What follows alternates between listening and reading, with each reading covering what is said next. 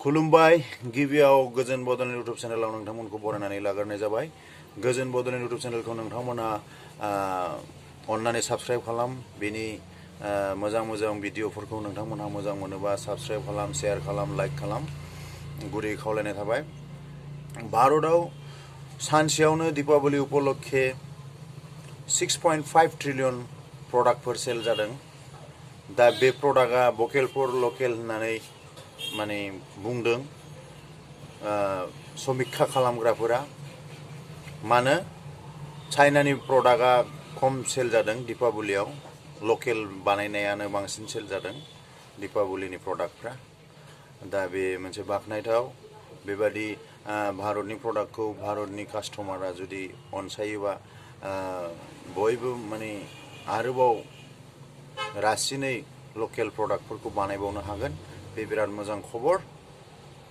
बेनिफ्राय NSCN-K नि केम्पआव, म्यानमाराव थानाय केम्पआव इन्डियान आर्मिया एटाक खालामदों आरो ड्रनजों, आरो बे एटाकआव मेजर जेनेरेल जों लोगोसे 8 जन रुंसारि जादों।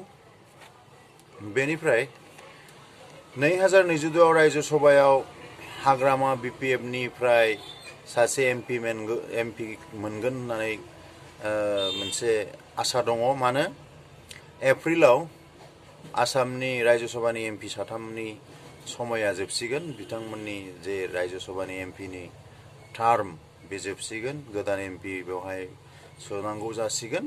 दा बेवहाय हाग्रामा BPF सरकारनि माने BPF पार्टिनि सासे MP मोनगोन होननानै बयबो आसा खालामनानै दं। बेनिफ्राय GST रेहाय होनायाव 54 जिनिसनि 54 प्रडाक्टफोरनि दामा खमायबाय।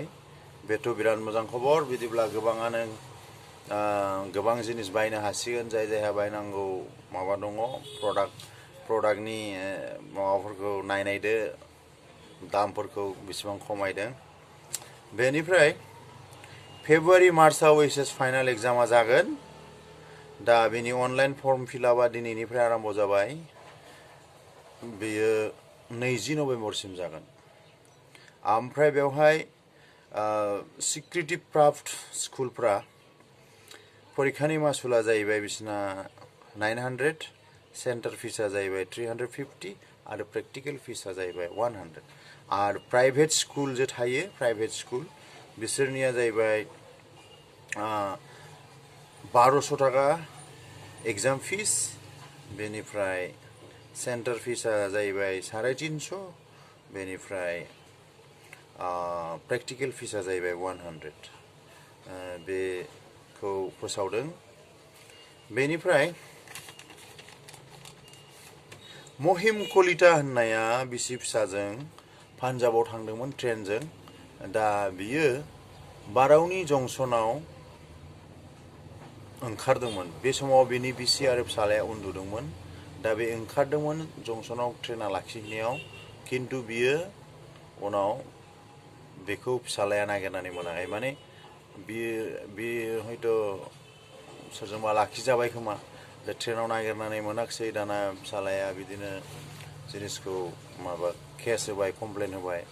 नागिरबाबो मोना। दा बेनि गोथै सहखौसो, बेनि थेर बेथेर गोथै सहखौसो मोनबायनो। दा बेखौ फिसाला आरो बिमाया लायनो थांदों। दा बेथ' साननो गोनां बाथ्रा। जंसनाव, स्टेसनाव जुदि ओंखारोबानो बेबायदि माबा मोनसे खैफोद जानांगौबा आसामनि बिथाङा बिदि जानाया, दा बे साननो गोनां बाथ्रा। बेबायदि जाथाव नङा, खिन्थु बेबायदि जाथाय जादों। बे जोबोद दुखुनांथाव बाथ्रा। आरो बेखौ रेलवे डिपार्टमेन्टआ बे बेलायाव सांग्रां जानाया मोजां। दिनैनि रादाबा एसेनोसै। गोजोन्थों।